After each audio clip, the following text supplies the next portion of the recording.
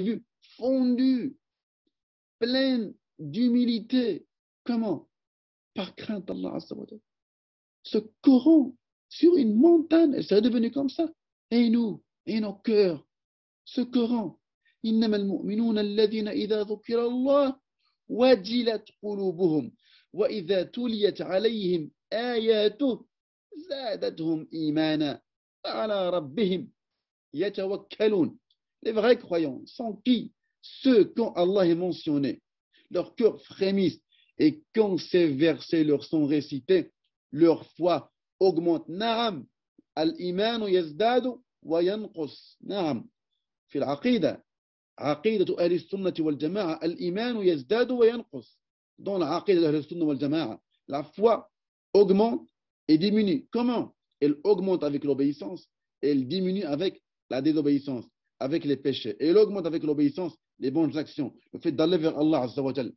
Regardez, quand dans ce cas-là, quand Allah est mentionné, Allah, le cœur frémit. Quelques-uns, tu peux dire Allah ce que tu veux. Rien. Il ne ressent rien, ou presque rien. وَإِذَا تُلِيَتْ عَلَيْهِمْ آيَاتُهُ. Et quand ces versets leur sont récités, la foi doit augmenter. La foi, ce Coran. Ce Coran qu'aujourd'hui les musulmans, beaucoup ne sortent que pendant Ramadan. Il est dans une bibliothèque et on ne le sort que pendant Shahr Ramadan. Wallahi, هذا القرآن. هذا القرآن هو دستورنا. Ce Coran, c'est notre voix, c'est notre guidée. Ce Coran qui est le miracle, هو المعجزة الآن. Le miracle de notre temps, on l'a laissé derrière nous avec le plus grand regret. Ça me rappelle une histoire, avant de détailler encore, ça me rappelle une histoire. L'histoire de Omar al-Mukhtar, je l'ai tellement raconté. Peut-être je l'ai raconté ici dans cette série-là, mais même si je l'ai fait, celui-là, Renard, ici, Inch'Allah ta'ala, c'est tellement fort, ou bien c'était dans la chronique, peut-être c'était. Allez, est-ce que, vous savez, au début du XXe siècle, dans les années 20 environ, l'Italie fasciste, colonialiste, est rentrée coloniser l'Italie. Il y avait un homme qui s'est levé, c'était le chef de l'opposition libyenne, pour défendre sa terre, sa patrie, sa nation, sa religion, sa dignité, son honneur, les femmes du pays, les citoyens, les enfants, les vieux, les vieillards. Je m'oppose à votre injustice. Je m'oppose au fait que vous rentriez nous coloniser. C'est notre terre. Il s'oppose. Deux cas. Je vais raconter deux cas. Vous savez qu'il y a un film qui est sorti, un film hollywoodien qui a été fait, Le Lion du désert. C'était le titre qu'on avait donné à ce film-là. Mais il y a effectivement des documents qui sont officiels aujourd'hui, qui corroborent les faits. Omar al-Mukhtar, vous savez qui il était? Qu'est-ce qu'il faisait? C'était un professeur de Coran. قال رسول الله عليه الصلاة والسلام خيركم من تعلم القرآن وعلمه. Le meilleur parmi vous, celui qui a appris le Coran et qui l'a enseigné. Cette parole d'Allah, c'est la meilleure des choses qu'il y a sur cette terre. La parole d'Allah. Il était un jour avec ses élèves et tout à coup, il y a un jeune qui vient d'arriver. Ya Omar, les Italiens sont venus avec les chars. Effectivement, les Italiens ont ramené les chars, les tanks d'Italie vers la Libye pour pouvoir effectivement mener la guerre à l'opposition libyenne. Mais tout pays qui se fait coloniser ou qui se fait attaquer a le devoir, a la légitimité de se défendre. Tu rentres dans mon pays, tu m'attaques. Je me défends, je défends ma dignité, mon honneur, mes biens, ma famille, ma religion. Je me défends. Mais l'injuste, quand il est aveuglé, il est aveuglé. Les gens, sous plusieurs faux prétextes ou de prétextes fallacieux, te disent, je suis venu pour toi pour te ramener la démocratie, te ramener la liberté, te ramener la richesse. Mon œil, on sait très bien, quand on te colonise, c'est pour l'intérêt d'autrui qui est rentré de coloniser. Il était donc légitime qu'il se défende. Ce jeune vient voir Omar al-Mukhtar, rahmallah. Ya Omar, ils sont venus avec les chars. C'était un jeune, peut-être paniqué, peut-être stressé, rahmallah, d'autres morts depuis des années. Et Omar al-Mukhtar était assis tranquillement, sereinement. Il écoute le jeune, il lui dit, si eux ont les tanks, si eux ont les chars, il prend le mushaf, il dit, Le Coran, il nous montre nous, on a ça. Si eux ont les chats, nous, on a ça. C'est ça la force du croyant. Mais malheureusement, en tant que musulmans, disons-le franchement, qui parmi nous aujourd'hui a comme conviction que le Coran est la force du croyant, que le Coran est la force du musulman? Non, malheureusement, disons-le très sincèrement, 1,5 milliard de musulmans sur cette terre.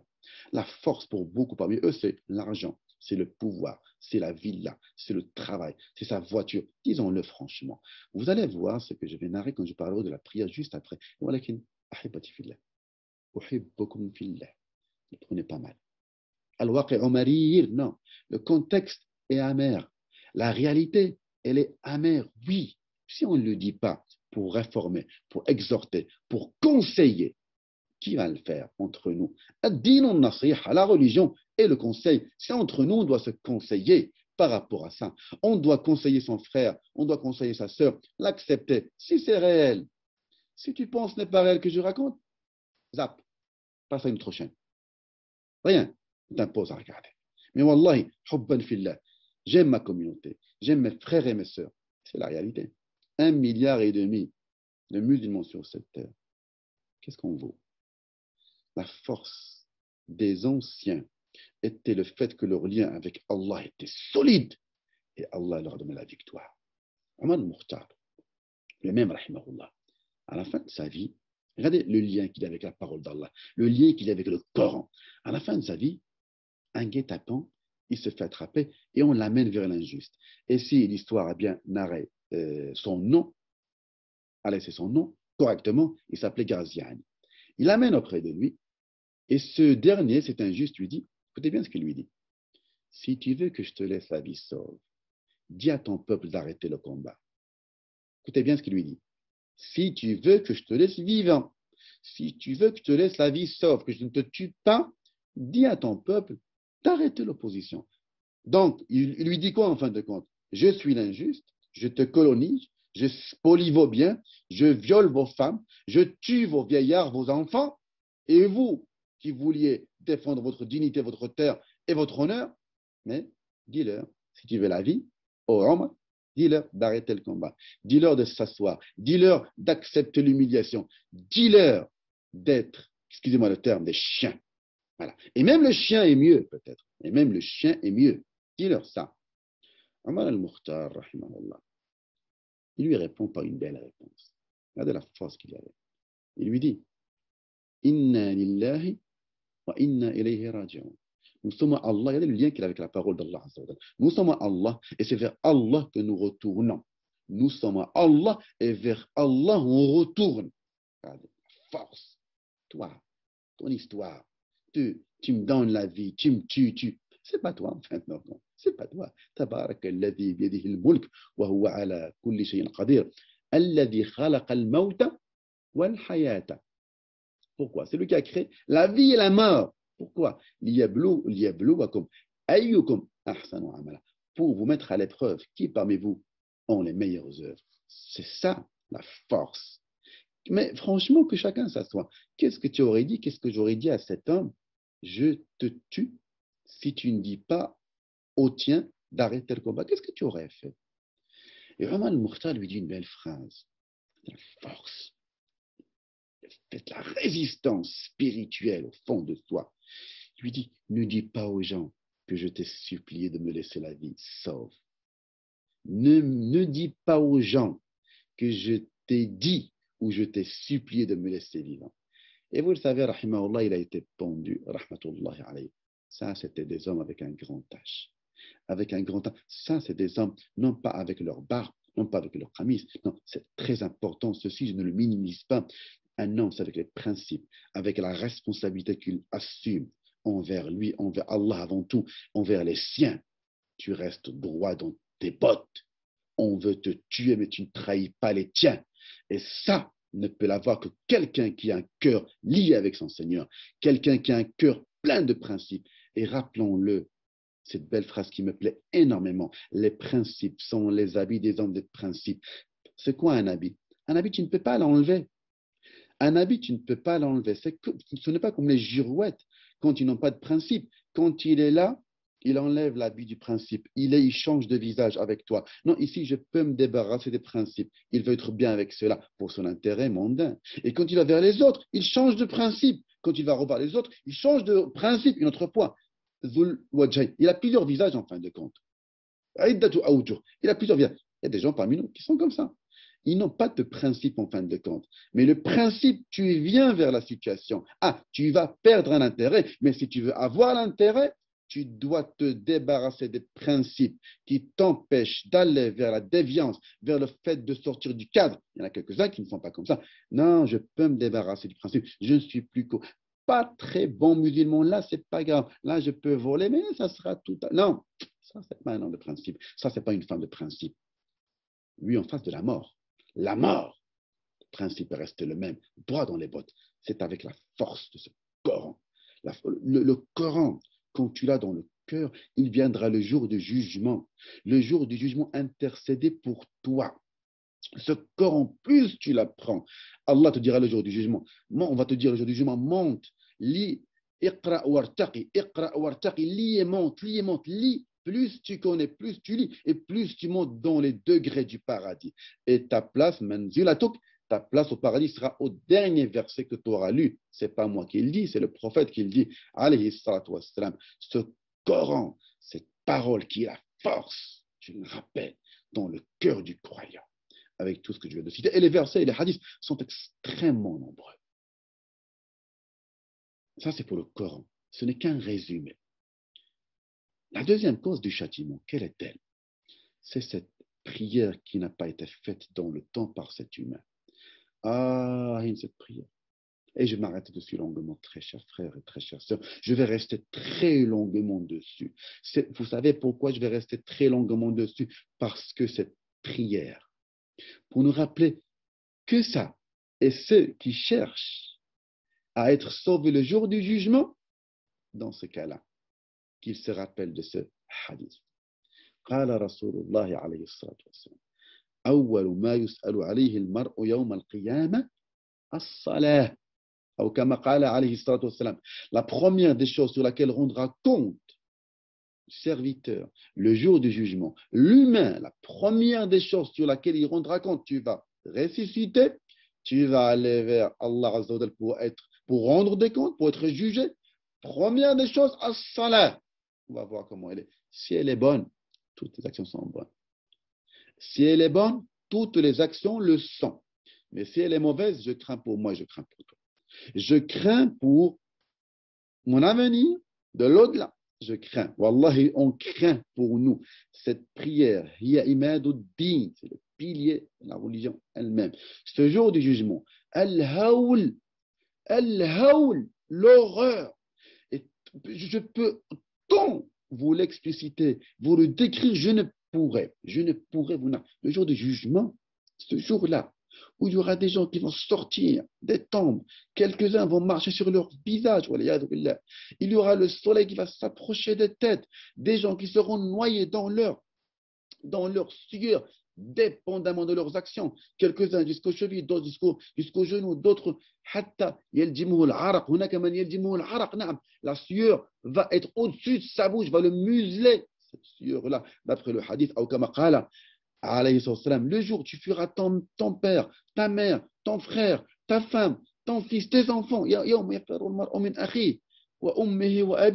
وصاحبته وبنيه لكل امرئ منهم يومئذ شأن يغنيه. Chacun aura une affaire qui va le préoccuper. Une histoire. Un de nos frères nous raconte cette petite histoire.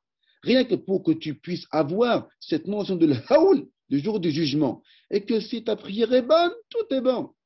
Si elle est bonne, tout est bon. Rien que pour te décrire une petite histoire qui n'est que dans ce monde.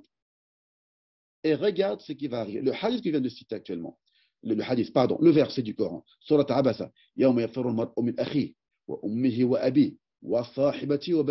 jour où l'humain fuira son frère, sa mère, son père, sa femme, ses enfants, tu vas les fuir. Tu vas les fuir. Même les prophètes, vont dire nafsi, nafsi, on va les voir. Adam, Isa, tous ces prophètes, alayhi salam, ils vont dire nafsi, nafsi, moi-même, moi-même. Une sœur, c'était en Égypte. Un de nos frères raconte ceci. Dans les années 90, il y a eu un tremblement de terre. C'était c'était en Égypte, au Caire plus précisément. Nounar, cette sœur-là, Nounar, c'était la tante d'un des frères qui nous raconte cette histoire-là, un Égyptien. Il nous dit qu'au moment où il y a eu ce tremblement de terre, le bâtiment dans lequel elle était a tremblé. Cette sœur a eu tellement peur parce que dans un bâtiment, le premier réflexe que tu as, c'est sauf qui peut, parce que le bâtiment peut s'écrouler, toi tu es dedans. Ça sera ta tombe. Elle, premier réflexe qu'elle a eu, elle descend vite, elle descend, elle se pour sortir, au cas où on ne sait jamais. Quelques instants plus tard, le tremblement, il n'y a plus de tremblement, la terre a arrêté de trembler. Parce que tellement elle était paniquée, elle avait peur, elle s'est sauvée. Tout à coup, elle s'est rappelée qu'elle a laissé son petit-fils là-haut dans le bâtiment. يوم يفر المرء من أخيه أمه وأبيه وصاحبته وبنيه. Il va fuir. Ce n'est qu'un petit tremblement de terre de ce bas monde. On n'est que dans le bas monde. Elle a oublié son fils. Elle est descendue toute seule. Qu'est-ce qu'il en serait le jour du jugement? Si ta prière est bonne, Wallahi, Inch'Allah ta'ala, فاللهم اجعلنا من المصلين التائبين المخلصين اللهم اجعلنا منهم يا أرحم الراحمين. Cette prière, Allah Azza wa Jal, vous savez que l'islam a été construit sur 5 piliers. La prière, il y a al-shahadatayn, al-salat, al-zakat, siyam ramadan, al-hajj. Al-shahadatayn, le fait de faire les 2 attestations de foi. Al-zakat, l'aumône légale.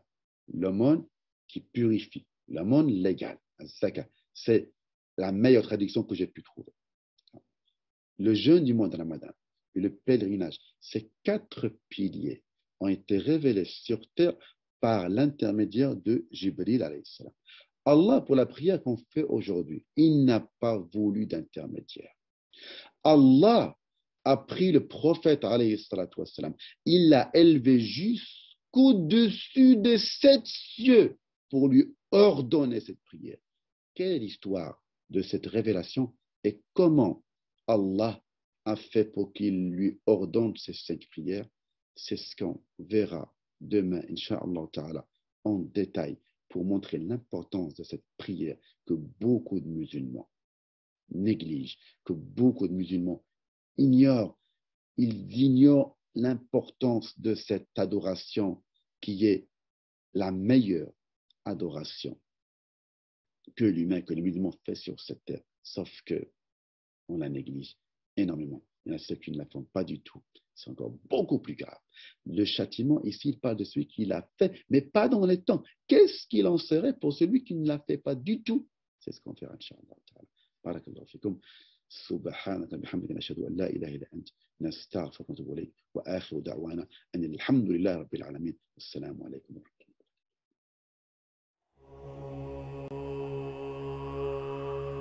فرش التراب